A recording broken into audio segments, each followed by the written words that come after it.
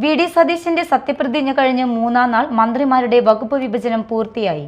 പട്ടിക ഗവർണർക്ക് കൈമാറി. റോണി എം. ജോർജിന് ഉന്നത വിദ്യാഭ്യാസ വകുപ്പും എം. ലിജുവിന് എക്സൈസിനൊപ്പം സഹകരണ വകുപ്പും ലഭിച്ചു. ഒ.ജെ. ജനീഷിന് യുവജനക്ഷേമം, സ്പോർട്സ്, രജിസ്ട്രേഷൻ, മൃഗശാല, മ്യൂസിയം എന്നീ വകുപ്പുകൾ കൈകാര്യം ചെയ്യും. സംസ്ഥാനത്ത് പുതിയതായി അധികാരമേൽക്കുന്ന വി.ഡി. സതീശൻ മന്ത്രിസഭയിലെ മന്ത്രിമാരുടെ വകുപ്പ് വിഭജനം പൂർത്തിയായി. മുഖ്യമന്ത്രി വി.ഡി. സതീശൻ തന്നെയാണ് പൊതുഭരണം, ധനം, നിയമം, തുറമുഖം തുടങ്ങിയ നിർണായക വകുപ്പുകൾ കൈകാര്യം ചെയ്യുക. ഏറെ രാഷ്ട്രീയ പ്രാധാന്യമുള്ള ആഭ്യന്തര വകുപ്പും വിജിലൻസും മുതിർന്ന കോൺഗ്രസ് നേതാവ് രമേശ് ചെന്നിത്തലയ്ക്ക് ലഭിച്ചു. ഉമ്മൻചാണ്ടി മന്ത്രിസഭയ്ക്ക് ശേഷം UDF നേതൃത്വത്തിലുള്ള പുതിയ മന്ത്രിസഭ അധികാരത്തിലെത്തുമ്പോൾ ഘടക കക്ഷികൾക്കും ശക്തമായ പ്രാധാന്യമാണ് വകുപ്പ് വിഭജനത്തിൽ നൽകിയിരിക്കുന്നത്. മറ്റ് പ്രമുഖ കോൺഗ്രസ് നേതാക്കളിൽ കെ. മുരളീധരന് ആരോഗ്യവും ദേവസ്വവും, AP അനിൽകുമാറിന് റവന്യൂ വകുപ്പും ലഭിച്ചു.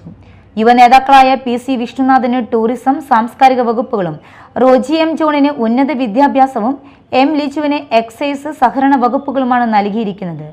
വൈദ്യുതി, പരിസ്ഥിതി വകുപ്പുകളുടെ ചുമതല സണ്ണി ജോസഫിനും കൃഷി വകുപ്പ് T. സിദ്ദിഖിന് നൽകാൻ തീരുമാനമായി. വനിതാ പ്രതിനിധികളായ ബിന്ദു കൃഷ്ണ വനിതാ ശിശുക്ഷേമം, തൊഴിൽ വകുപ്പുകളും, KA. തുളസി പിന്നോക്കക്ഷേമ വകുപ്പും കൈകാര്യം ചെയ്യും. യുവജനക്ഷേമം, സ്പോർട്സ്, രജിസ്ട്രേഷൻ, മൃഗശാല, മ്യൂസിയം എന്നിവയാണ് ഒ.ജെ. ജനീഷിന്റെ വകുപ്പുകൾ. പ്രധാന ഘടക കക്ഷിയായ മുസ്ലിം ലീഗിന് ശക്തമായ വകുപ്പുകളാണ് ലഭിച്ചിട്ടുള്ളത്. പാർട്ടി നേതാവ് P.K. കുഞ്ഞാലിക്കുട്ടിക്ക് വ്യവസായം, IT വകുപ്പുകളുടെ ചുമതല ഉണ്ടാകും. തദ്ദേശ സ്വയംഭരണ വകുപ്പ് K.M. ഷാജിക്കും, പൊതുവിദ്യാഭ്യാസം N. ഷംസുദ്ദീനും, പൊതുമരാമത്ത് P.K. ബഷീറിന് ലഭിച്ചപ്പോൾ ഫിഷറീസ് വകുപ്പിന്റെ ചുമതല V.A. അബ്ദുൽ ഗഫൂറിനാണ്. മറ്റ് ഘടകകക്ഷി നേതാക്കളായ മോൻസ് ജോസഫ് ജലസേചനവും, അനൂപ് ജേക്കബിന് ഭക്ഷ്യം, സിവിൽ സപ്ലൈസും, ഷിബു ബേബി ജോണിന് വനം വകുപ്പും, CP ജോണിന് ഗതാഗതവും പുതിയ മന്ത്രിസഭയിലെ പ്രധാന വകുപ്പുകൾ കൈകാര്യം ചെയ്യുന്നു.